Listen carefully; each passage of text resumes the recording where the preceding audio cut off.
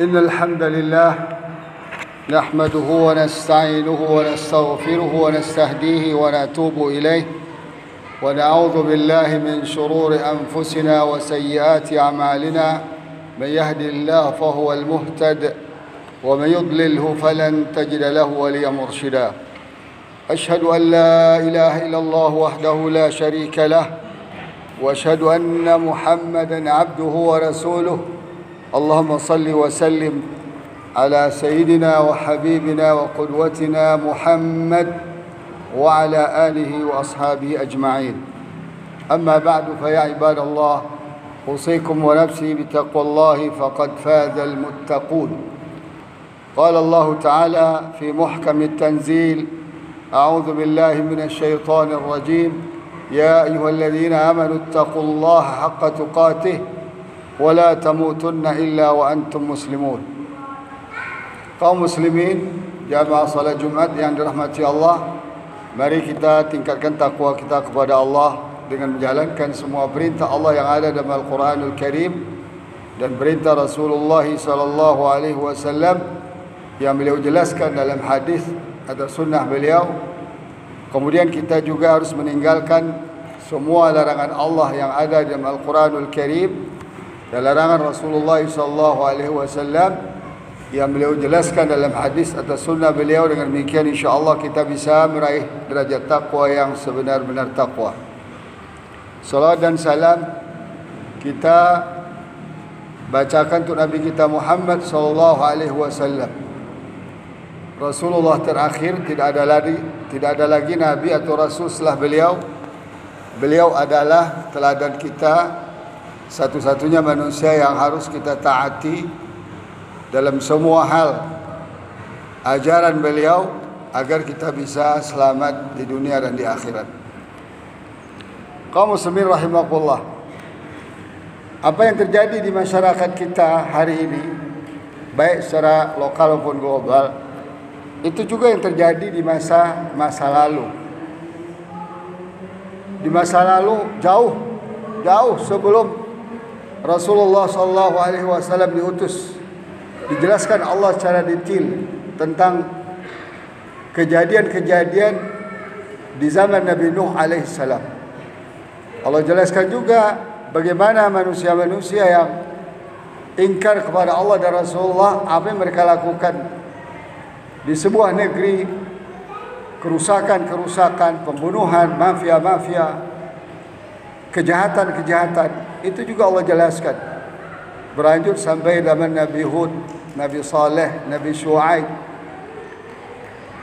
Bahkan di zaman Nabi Musa alaihissalam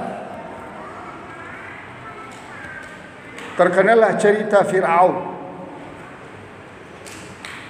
yang menjalankan kekuasaan seenak diri dia, menguasai sumber-sumber ekonomi, membangun kelompok-kelompok mafia untuk melakukan kerusakan di atas muka bumi. Itu sangat detail Allah ceritakan sampai dia ditenggelamkan di Laut Merah. Di zaman Nabi SAW ada sebuah kasus yang menarik yang harus kita jadikan pelajaran. Setelah Rasulullah SAW menaklukkan kota Makkah, Fathu Makkah, terjadi satu kasus. Salah seorang wanita dari suku yang terkenal, terkemuka, bernama suku Makhzum. Maka wanita ini disebut dengan Makhzumiyah, melakukan satu tindakan pencurian. Tentu pencurian di zaman dahulu tidaklah sebesar korupsi di zaman sekarang, jauh lebih kecil. Dan tentulah pencurian yang dilakukan oleh seorang wanita ini tidak akan merusak ekonomi kota Mekah, apalagi ekonomi negeri Arab. Tentu tidak. Karena boleh dikatakan tidak seberapa, atau mungkin puluhan juta rupiah lah kalau bahasa kita sekarang. Karena ini dari suku yang terhormat, mereka khawatir kalau Rasulullah SAW tahu akan diterapkan hukum Islam dengan dipotong tangan. Mereka berdiskusi sesama kaumnya, sama pimpinan kaumnya, bagaimana hukum ini dihindarkan. Satu-satu cara adalah dengan melobi Rasulullah SAW. Untuk melobi Rasulullah SAW, mereka juga tidak akan bisa memilih sembarangan orang. Tentu orang-orang yang dekat dengan Rasulullah SAW. Ada seorang bernama Usama bin Zaid, anak Zaid bin Harithah. Zaid bin Harithah ini adalah anak angkat Rasulullah SAW. Usama ini anaknya Zaid, tentu dekat sekali dan bahkan disebut hibbi Rasulullah SAW. Rasulullah sangat sayang kepadanya. Lalu mereka mencoba mendekati orang ini agar disampaikan, agar minta keringanan, dispensasi, bahwa kasus ini jangan diangkat ke pengadilan, jangan ditegakkan hukum kepada dia, karena itu akan mencoreng muka kaumnya. Setelah disampaikan oleh Usama cerita itu kepada Rasulullah SAW, Rasulullah marah. Lalu berkata kepada Usama, atashfa fi hadd min hududillah? Apakah engkau ingin melobi saya untuk menggagalkan satu hukum dari hukum-hukum Allah? Rasul marah. Sambil disebutkan dalam riwayat, muka Rasul kelihatan merah. Gara-gara Usama mencoba mendekati Rasulullah SAW. Lalu Rasulullah SAW berkata, innama halaka man kana qablakum. Kehancuran umat-umat sebelum kalian, sejak zaman Nabi Nuh alaihissalam, Nabi Hud, Nabi Saleh, Nabi Ibrahim, Nabi Shu'aib, dan seterusnya sampai kepada Nabi SAW. Iza sariqa fihimus syarif tarakuh. Kalau yang mencuri itu, yang melakukan kejahatan itu orang mulia, dari kalangan terhormat, penguasa, punya uang, sukunya besar, mereka tinggalkan. Wa idza sariqa fihi min dha'if aqamu alaihi al-had. Tapi kalau yang mencuri itu orang lemah, masyarakat biasa, maka terapkan hukum. Lalu Rasulullah SAW bersumpah, wa aimullahi, demi Allah, lau anna Fatimah binta Muhammadin sariqat laqata'tu yadaha. Demi Allah, kalaupun Fatimah anak Muhammad yang tersayang itu mencuri, pasti saya potong tangannya. Nah, itu cerita, bukan cerita dongeng, kasus yang terjadi zaman Rasulullah SAW. Kemudian Allah juga menjelaskan dalam surat An-Nisa, ya ayyuhalladzina amanu kunu qawwamina bil qisti syuhada'a lillah walau ala anfusikum aw liwalidaini wal aqrabin wa iyakun ghaniyan aw faqiran fallahu awla bihima fala tattabi'ul hawa an ta'dilu wa in talu aw tu'ridu fa inna Allaha kana bima ta'maluna khabira. Wahai orang-orang beriman, ini kita yang dipanggil Allah Ta'ala, orang yang beriman kepada Allah dan Rasul Muhammad SAW. Jadilah kalian penegak-penegak kebenaran sebagai saksi terhadap Allah. Kendati pun kebenaran itu harus ditegakkan pada diri kalian, kepada kedua orang tua kalian, kepada karib kerabat kalian. Jika yang melakukan kejahatan itu kaya atau miskin, sama di mata Allah Subhanahu wa taala. Oleh karena itu jangan kalian ikuti hawa nafsu, agar kalian tidak bisa berbuat adil, atau kalian memelintirkan perkaranya sehingga tidak diketahui itu sebagai sebuah kejahatan, atau kalian berpaling dari menerapkan keadilan itu. Ketahuilah sesungguhnya Allah Maha mengetahui apa yang kalian kerjakan.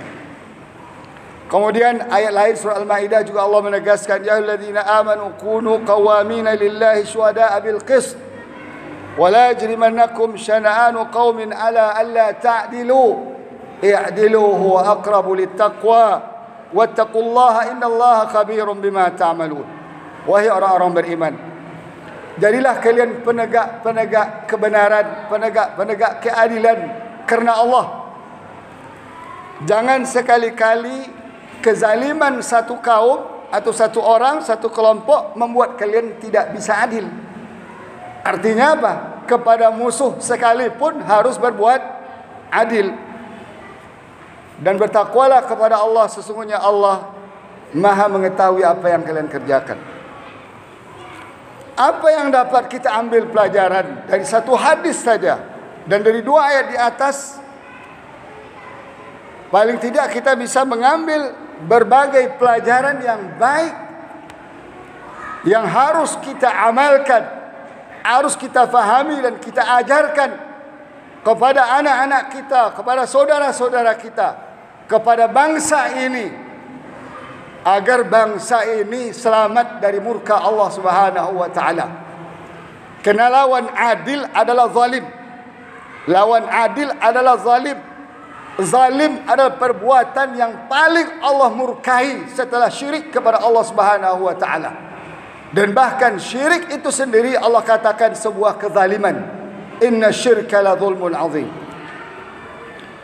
Kaum muslimin rahimakumullah, jangan dikira Allah diam melihat perilaku manusia zalim, manusia jahat, manusia bengis, mafia yang berjalan di atas muka bumi ini. Jangan dikira Allah diam. Kita adalah umat Islam mayoritas, tentu kita tidak mau Allah murka kepada kita. Allah karena itu harus ada pelajaran yang kita dapatkan dari hadis ataupun ayat-ayat Quran yang memerintahkan untuk menegakkan keadilan. Sebab kalau tidak, Allah akan bertindak. Allah yang akan bertindak. Pertama, ciri-ciri sebuah negeri yang akan dihancurkan Allah Ta'ala ketika keadilan hukum dan keadilan sosial tidak ditegakkan. Kehancuran adalah sebuah kepastian, dapat kita buktikan sepanjang sejarah umat manusia. Sejak dari Nabi Nuh alaihissalam sampai hari ini kita melihat orang-orang yang zalim bergelimpangan melalui rekayasa-rekayasa Allah yang mungkin tidak terbayangkan oleh kita. Baik itu sebuah negara seperti Amerika, Eropa, sekarang sedang bergelimpangan, diazab oleh Allah Subhanahu wa taala dengan panas, kekeringan air, kesulitan ekonomi, kemahalan, naiknya harga-harga barang, BBM dan sebagainya. Amerika luar biasa sulitnya mereka sekarang. Maka ada yang prediksi sebentar lagi akan rontok Amerika karena kezalimannya luar biasa, khususnya terhadap umat Islam. Di Irak 1 juta lebih mereka bantai, di Yaman, di Afghanistan, dan di mana-mana mereka bantai. Kedua, ketika penguasa atau pemimpin dan penegak hukum gagal menegakkan keadilan hukum dan keadilan sosial, maka akan lahir kezaliman dan mafia-mafia. Dan para mafia ini akan mengendalikan penguasa dan pemerintahan di sebuah negeri tertentu. Termasuk di sini mungkin. Seperti yang kita lihat. Fakta ini bisa kita lihat juga dalam sejarah umat manusia. Allah bongkar secara detail kenapa mafia itu muncul di sebuah negeri. Kenapa kezaliman itu muncul di sebuah negeri. Karena gagal menerapkan keadilan hukum dan keadilan sosial. Bacalah cerita umat Nabi Nuh, kenapa Allah hancurkan, tenggelamkan. Bacalah cerita umat Nabi Hud, kenapa Allah hancurkan, Allah tenggelamkan, Allah hancurkan. Bacalah umat Nabi Saleh, kenapa Allah hancurkan. Bacalah umat Nabi Shu'aib, kenapa Allah hancurkan. Bacalah Fir'aun dan bala tentaranya yang luar biasa, kenapa Allah tenggelamkan. Semua ada dalam Al-Quran. Bisa kita lihat. Apakah sulit bagi kita untuk menghancurkan kita hari ini, manusia hari ini yang sombong-sombong kepada Allah? Tidak mungkin, tidak sulit bagi Allah. Karena penciptanya sama-sama Allah. Pemilik langit dan bumi ini sama-sama Allah. Belum bergeser ke Amerika, belum bergeser ke Rusia, ke China, ke Jerman. Belum. Masih Allahu Rabbul Alamin. Alhamdulillahi Rabbil Alamin. Masih Allah sebagai pemilik alam semesta. Tentu hukumnya berlaku. Tidak akan pandang bulu kepada siapapun. Hatta kepada keturunan para nabi pun kita lihat bagaimana Allah menenggelamkan anak Nabi Nuh, bagaimana Allah menghancurkan istri Nabi Lut, bagaimana Allah menghancurkan, membinasakan orang tua Nabi Ibrahim. Bukankah Ibrahim itu Khalilur Rahman, kekasih Allah Subhanahu wa taala? Bagaimana Allah membiarkan paman Rasulullah SAW tidak dapat petunjuk dan mati dalam keadaan kekafiran. Ini fakta. Kemudian kaum muslimin rahimakumullah, keadilan hukum dan keadaan sosial kunci keamanan dan kestabilan suatu negeri. Kalau negeri mau aman, kalau negeri mau stabil, tidak direkayasa keamanannya dengan tangan besi atau direkayasa dipaksa stabilitasnya dengan tangan besi, itu nggak akan bertahan lama. Orde Baru bertahan cuma 32 tahun dengan tangan besi membangun kestabilan. Uni Soviet hanya bertahan 70 tahun dengan membangun kestabilan negeri dengan tangan besi. Akhirnya Allah hancurkan juga. Kemudian kaum muslimin rahimakumullah, ciri-ciri keadilan hukum yang tegak apabila bisa ditegakkan pada semua tanpa diskriminasi, seperti terhadap diri sendiri, orang tua sendiri, keluarga sendiri, karib kerabat sendiri, kaya ataupun miskin. Itu baru dikatakan tegak keadilan. Kemudian kaum muslimin rahimakumullah, mental KKN, korupsi, kolusi dan nepotisme yang dimiliki oleh para pejabat dan penegak hukum adalah sumber lahirnya kezaliman, sumber lahirnya mafia, dan sumber lahirnya ketidakadilan sosial. Pemimpin dan penegak hukum yang adil ialah yang mampu menegakkan keadilan terhadap semua. Seperti ayat Allah katakan tadi, termasuk kepada musuh sekalipun. Apalagi hanya terhadap oposisi. Apalagi hanya terhadap orang-orang yang kritis karena cinta kepada negerinya, karena ingin negeri ini tegak keadilan hukum dan keadilan sosial. Kemudian keadilan hukum dan keadilan sosial adalah amal ibadah yang paling besar pengaruhnya terhadap pembentukan karakter takwa seorang pemimpin dan seorang penegak hukum. Luar biasa kaum muslimin Allah. Ini Allah yang mengatakan, ya'dilu huwa aqrabu littaqwa. Tegakkan keadilan wahai para penguasa, para penegak hukum, kalian akan diberi Allah sifat takwa Allah. Kemudian juga Allah menjelaskan melalui 2 ayat di atas dan 1 hadis Rasulullah SAW, jalan terbaik dan efektif menegakkan keadilan dan hukum dan keadilan sosial adalah di atas muka bumi ini adalah hukum Allah. Hukum Allah. Selain dari hukum Allah fata morgana. Selain dari hukum Allah adalah fata morgana. Karena Allah pemilik alam ini, Allah pemilik kita. Tentu Allah tahu hukum yang terbaik, yang bermanfaat begitu, yang terlepas dari subjektivitas kepentingan duniawi lainnya. Allah tidak butuh apa-apa dari kita. Hanya Allah ingin kita selamat di dunia dan di akhirat. Kemudian menegakkan hukum Allah dan Rasulullah SAW terbaik adalah jalan terbaik membasmi dan menghancurkan kezaliman dan mafia. Artinya kaum muslimin rahimakumullah, kalau hukum Allah ini kita tegakkan, mafia itu tidak akan bisa terbentuk. Kezaliman itu tidak akan ada, karena sebesar zarah pun persoalan di mata Allah ada hitungannya. Apalagi bunuh orang, apalagi buat mafia judi, mafia narkoba. Tentu di sisi Allah ini suatu perbuatan yang sama sekali tidak akan Allah ridai.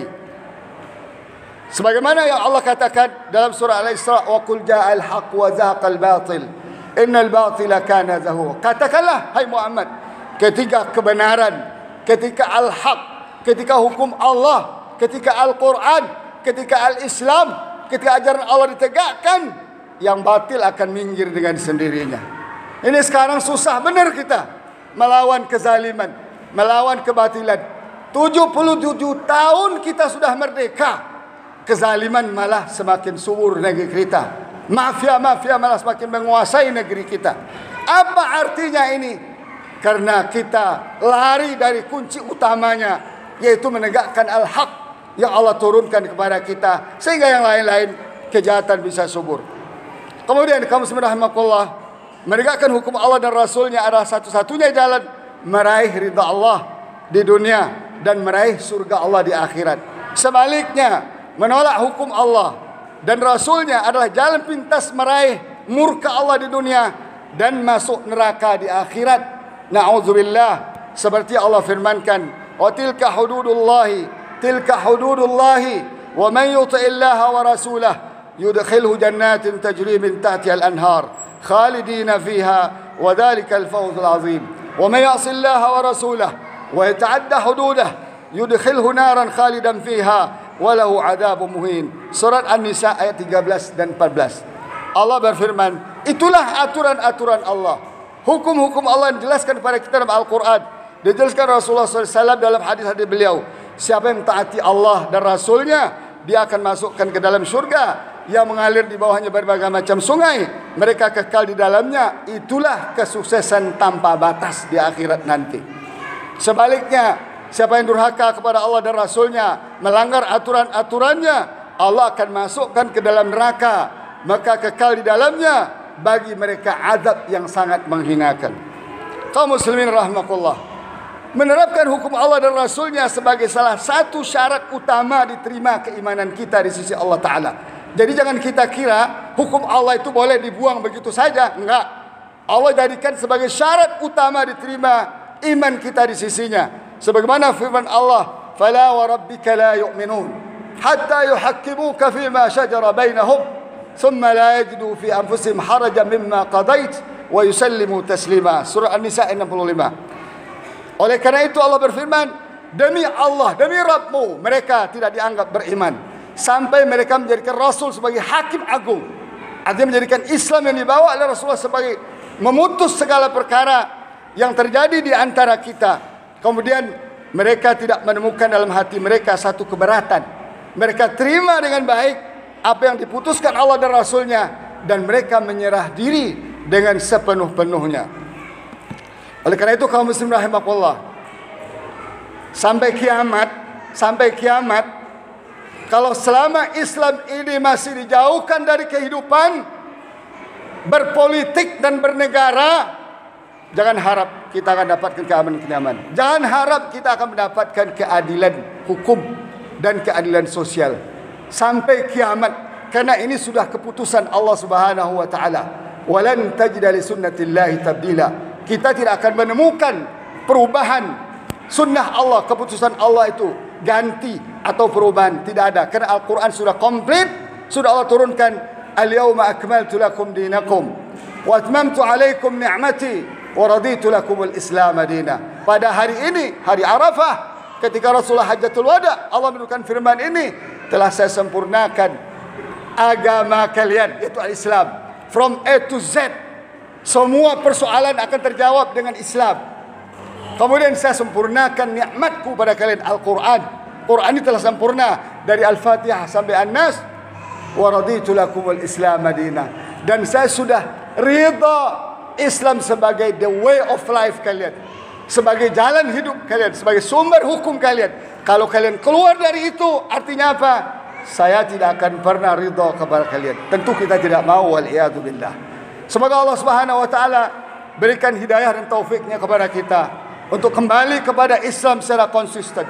Siapapun kita, apakah kita rakyat biasa, apalagi para penguasa, kalau kita tidak bisa kembali kepada Islam secara konsisten dan istiqamah dan secara kafah, jangan harap kita akan meraih kebahagiaan di dunia dan di akhirat. Barakallahu li wa lakum fil Qur'anil azim wa nafa'ani wa iyyakum bima fihi min al-ayati wa zikril hakim. فتقبل مني ومنكم تلاوته إنه هو السميع العليم